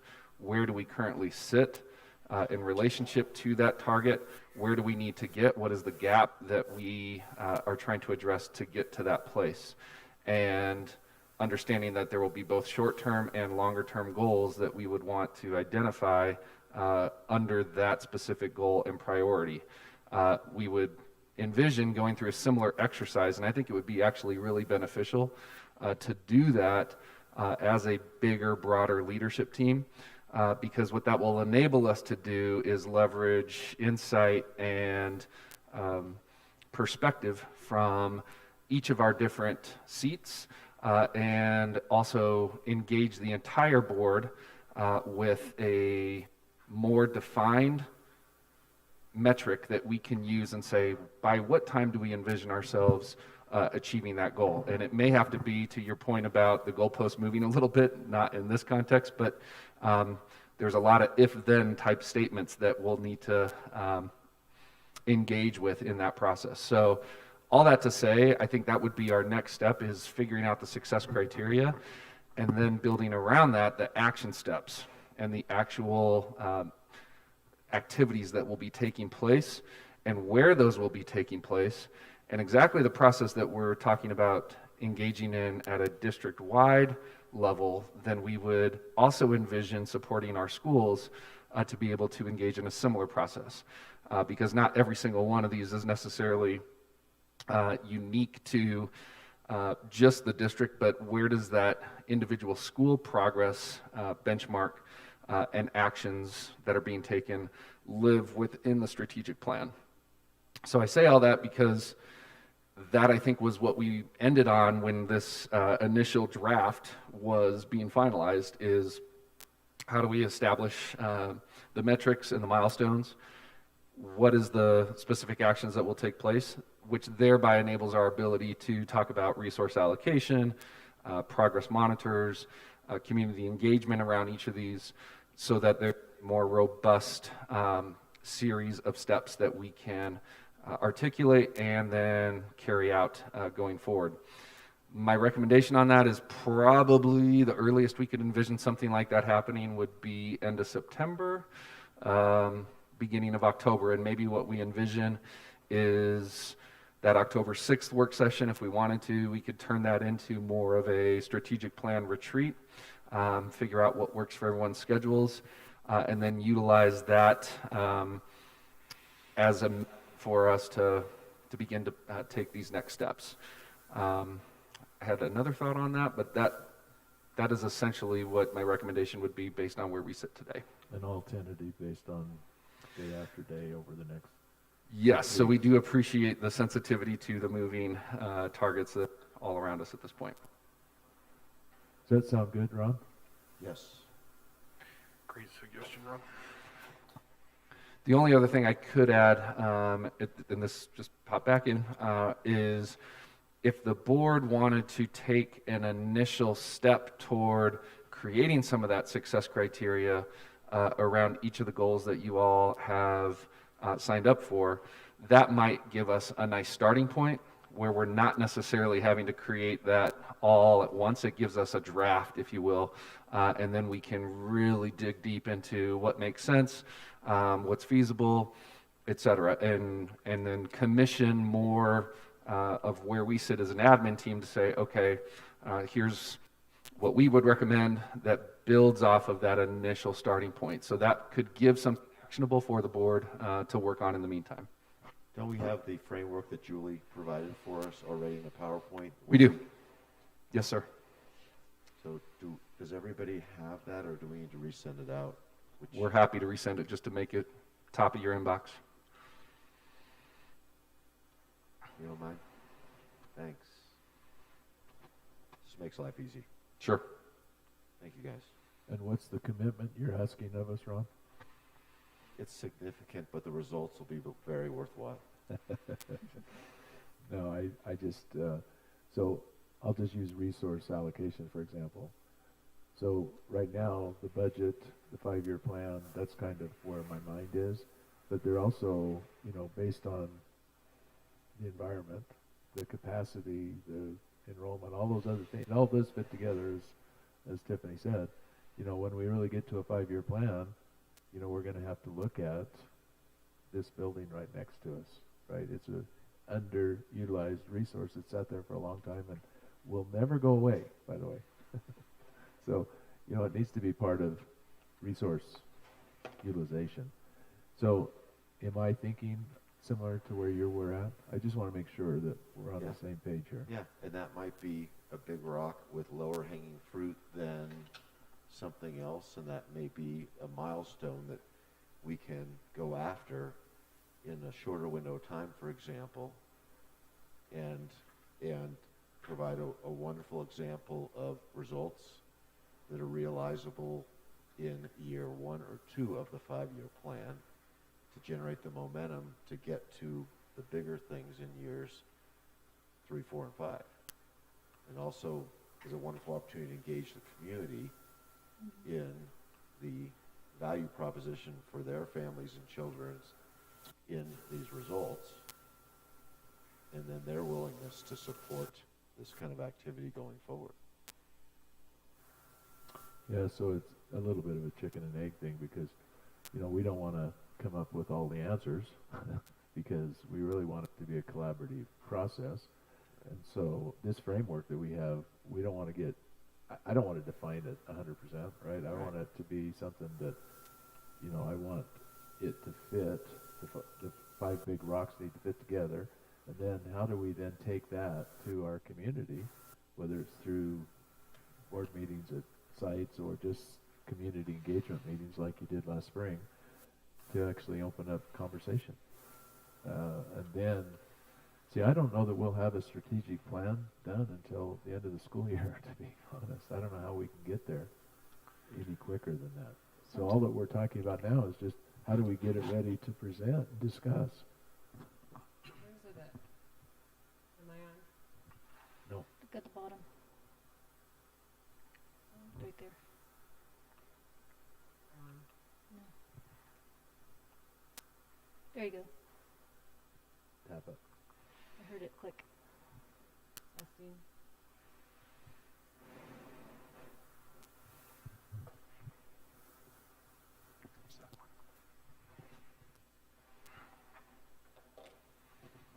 While Teresa's switching out, real quick. If we recall when we came up with these 5 rocks, it was based on our community events that we did, and Right. it was the feedback from the community and from all of our stakeholders that attended, and feedback we received in writing and in meetings that we came up with this. So continuing that collaboration, I think we saw that our community of stakeholders is eager and willing to be a part of this process, and I think it's important that we do continue to collaborate and include. But just as you know, we see people who want school as normal as possible, and other people who think it's ridiculous that we even consider in-person education, and everything in between, it's going to exist here as well, right? And I guess the caution I have is the pandemic's not over. It's going to be hard to get community collaboration until we can actually have community engagement. So I don't know when everyone's going to feel very comfortable doing all those things. So, you know, I like what Ron's saying is we need to make some momentum, but there's also just the limitations of the current situation. And speaking, I'm a firm believer slow and steady still wins the race. So I don't know if I'm on, but I'll just try to talk loud. If you flip it down, I think, and then go up again, it might. there you go. Okay. No? Blue light came on.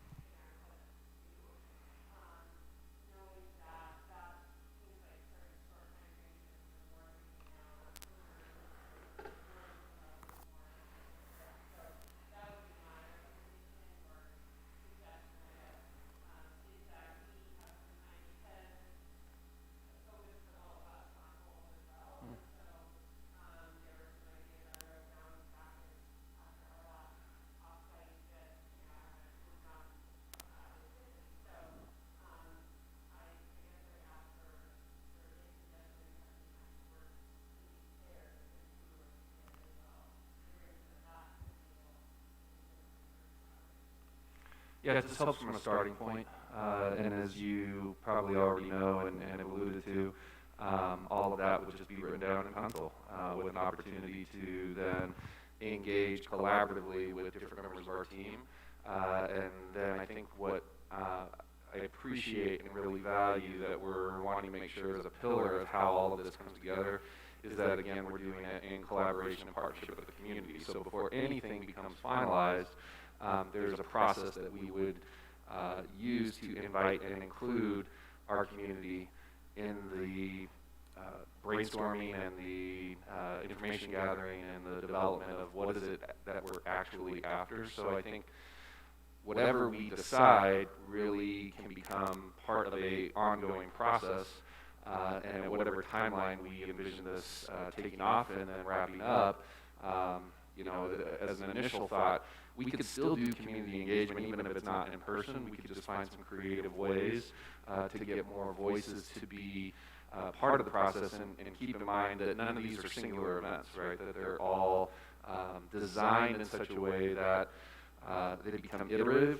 and ongoing, because it really then creates the foundation for what is our process for how we develop and design what goals we're after, and ensure then that there's opportunities for continuous updates and revisions. So it's very similar in some ways to how we've even created the plan for our return, and envisioning different teams and different stakeholders to be part of those. Just as one thought, even in leveraging the school leadership teams, both through their accountability committees, PTAs, and other already existing models, with the opportunity for other individuals to also join in as we continue to build all that out. And our principals, I know, would have a lot of thoughts about ways that they could dovetail with work that's already occurring. Because the reality is, I think a lot of these conversations are already taking place. They're just not necessarily always formalized under the heading of a strategic plan.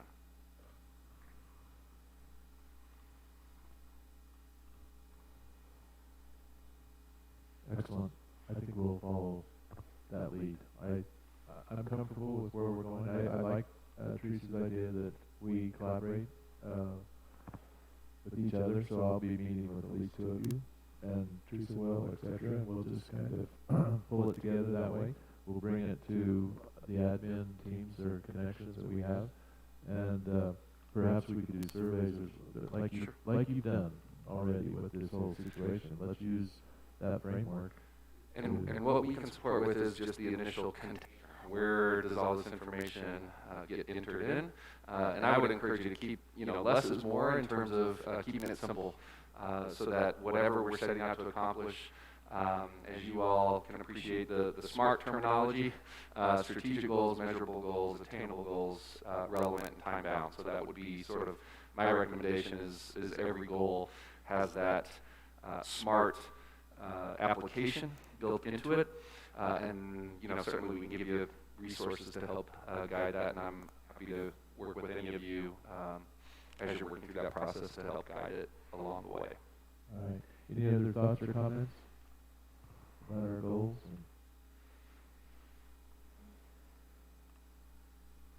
I'm sure we'll have many ongoing conversations, so thank you for your feedback and input. Let's go to board member comments today, and if we could, Teresa, would you mind starting, and we'll just go down the row? Please. Don't yell.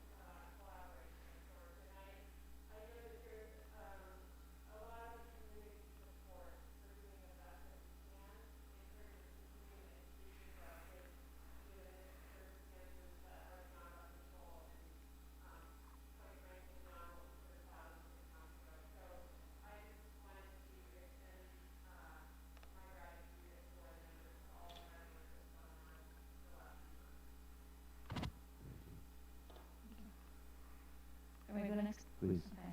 I also don't have a lot to say, really. The next time we'll be meeting our schools, hopefully not much will change, but who knows, it's so fluid, but school will be in session when we meet next, so it's interesting waters to navigate for our students and our staff and our parents. And personally, I've been grateful for, I've never seen so much communication come from our community as this summer. And every single voice and every word that is shared with us, I think on, I ponder on. And everybody has different thoughts and ideas across the spectrum, like I said. And but I think it's important that people are feeling heard, and I think it's what leads to us being better and growing for the sake of what are we here for? It's for our kids, to make sure that their kids come first. And I appreciate Mrs. Burnham's offer and thoughts on how can our community help with our volunteers. They can't be in the classroom, so what opportunities are there? And our community does want to help, and our community does want to be a part of this bigger picture for our students and our education. So I appreciate that, and I'm hopeful that we do find avenues for our community to be engaged and help our district out. And I appreciate that, as Mr. Chapman put out, we can't do this alone. We all need each other, and we need to come together as a community, and I think we are doing that. And I appreciate that Mr. Rahe said that this was a plan that was devised with a lot of input and a lot of thought that went into this. So I appreciate all the thought that went into this as well. So congratulations to our students that are about to start up, and I wish our staff and our teachers the best as we open our doors and open our computers, for lack of a better word, this coming fall next week. So I think that's all I really have to say. And I also appreciate our discussion on our goals and our plans for the year. I think that's really, there's a lot of thought and a lot of motivation that goes into that. And I want to thank each of our board members that have gone into that, have put effort into that. Thank you, Ms. Utchert. Mr. Schwartz? Just a couple, actually 3 quick closing comments. One is to piggyback a little bit on Ms. Phillips' comment. If we think back to March and how we all treated our grocery store workers, our gas station attendants, our healthcare workers, now we have a similar scenario with our teachers. So to the extent we can partner with them and be helpful, we take the stress away, and if we take the stress away, we increase their success capacity. We all have the power to do it. It doesn't cost us any money, and it feels good to do it. So something for everybody who's watching and listening, and us to deeply consider. Second thing is that I've spent a good deal of time over the last 6 or 8 weeks doing a lot of listening to members of the community. And ironically, when you actually shut up and listen, you learn a ton as an adult. And what I learned is people are very grateful to live in this community because we're one of the few places in the country where the families have choice. And it's hard to do. So to all the people that have worked hard to create that environment, I think we owe them a debt of gratitude. So thank you for doing that. And then finally, there is an unsung hero, and it's Dr. Summers. He's probably slept less in the last 3 months than your favorite semester in college. And you've achieved great results along with your team. So to your wife and daughters, thank you for loaning us your dad and husband. And we promise to give you it back when we're set up. Thank you for what you've done. Thank you. Thank you, Mr. Schwartz. Mr. Clausen? Thank you, Mr. Taylor. I just want to echo some of the comments that have already been shared. I want to thank our community members for their great input and feedback regarding the schedule that we've proposed for reopening the classrooms. Also want to tell our teachers and team members how much we appreciate them. We have also paid special attention to their concerns, and we're doing what we can to address those. And also excited to be here today. Isn't this great? The first time in what, 5 months? Well, for me it was 4 months, but as a group, 5 months. And so hopefully this is indicative of what we'll see moving forward. I think we have a great school year ahead of us, and very optimistic about our kids and our teachers and how things are going to progress. So with that being said, I'll turn it over to you, Mr. Taylor. Thank you, Mr. Clausen. I would just like to express, my individual concern for every child, for every teacher, for every parent, for all members of the staff, for the board, your families. It is a difficult time. I've learned some things about isolation in these last 5 months that help me appreciate those who suffer in this world. And there's a lot of suffering, a lot. And I just believe with all my heart that education is one of the keys to success for everybody. So I'm grateful, one, to be able to serve on a board of education in this community and for this school district, because there's not many things that exceed the value proposition of education. And I really appreciate and recognize that we look at the whole child, not any one simple aspect, but the whole child. I've come to appreciate and have a lot of admiration for those who work full-time in this career. I can understand why they love it so much, and it's phenomenal what is happening. I also want to express my appreciation to all those who write emails and notes to the board and express their concerns openly, and everyone has a different perspective, and thank goodness, because it would be awfully boring if we all had the same perspective. And I actually have noticed, it's hard not to notice this, how flexible Dr. Summers and the administration and all the schools have been as you've modified your plan, as you knew, as you learned, as you walked this path. What a great example. And I'm just going to end on this. I think preparation is the key to life. I don't care what thing or what activity or whatever it is we want to do, preparation is the key. And as near as I can tell, Lewis Palmer School District 38 is as prepared as possible to open up this school year. And for that, I give you thanks, Dr. Summers, for your leadership, but also for all those who have supported you and helped you along the way. And with that, we'll turn some time to you. Well, thank you all. Thank you for your comments. Thank you for your support. Really grateful for all of the efforts that have been invested, the time, countless time, and several hours that typically over the summer we like to find opportunities to relax and recharge and refresh, but this summer has not really afforded that.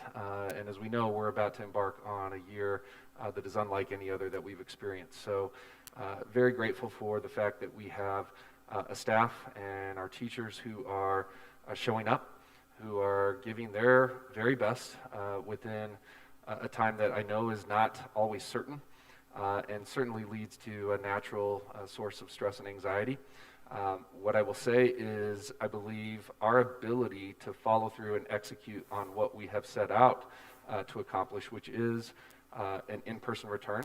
And one thing that has been consistent since the very beginning was we have set out to return as of August 19th. So that is our first day of school.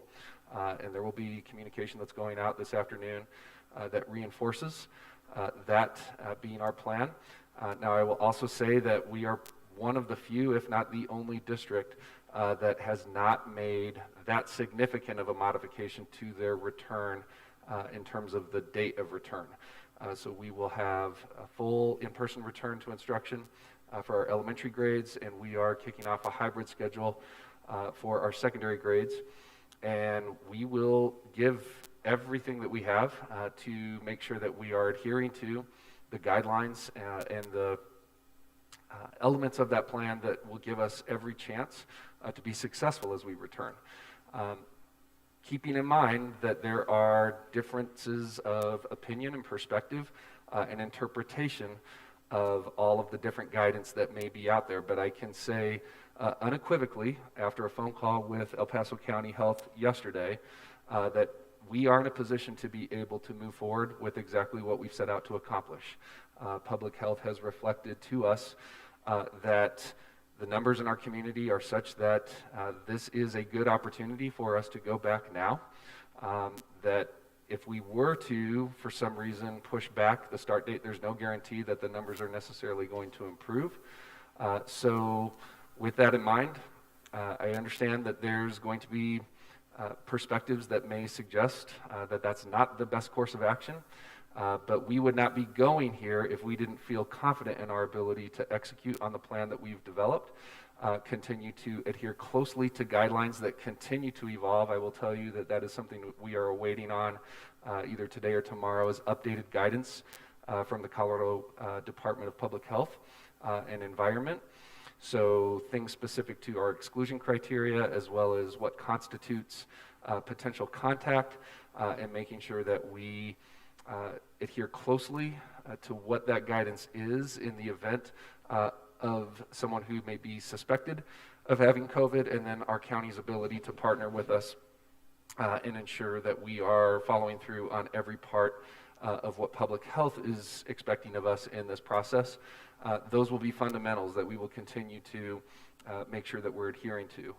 I understand that from a student and family perspective, that at the end of the day, families have to make the best choice for their students that they believe is going to be right for them. And I know that not every aspect of the plan necessarily speaks to every member of our community, but I do believe, as has already been alluded to, that we have provided choice and voice in that process. And we will continue to stay responsive to our families and their needs in that return. And making sure that we are continuing to evaluate what the effectiveness of this plan will look like. The reality is there is no perfect situation here. And as was iterated on the phone call that I am sharing with you from El Paso County Public Health, there is no ideal number that the county has in terms of a metric right now that says you're safe enough when you get to whatever the percentage rate of positive cases are, or the number of daily cases, or the number of hospitalizations. All of those and other metrics are a big part of what the county is assessing.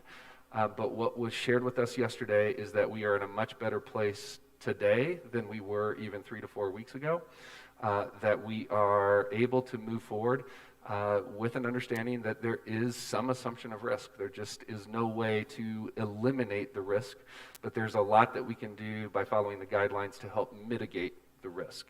And so I am going to call upon every student, every staff member, every family, and our entire community to make sure that we are all doing our part, that we are following through on what those guidelines and expectations are, understanding that they may evolve, they may change.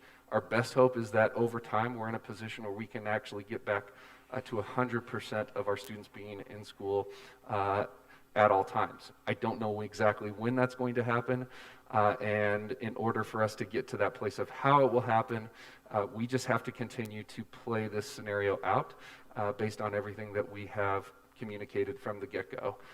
And that's my final point here, is that we have stayed consistent and we have stayed focused on this in-person return as of August 19th.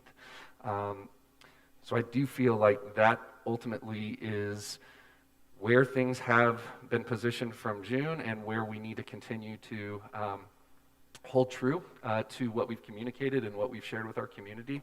To make a change to that plan at such a late date I think would actually be detrimental in a number of ways.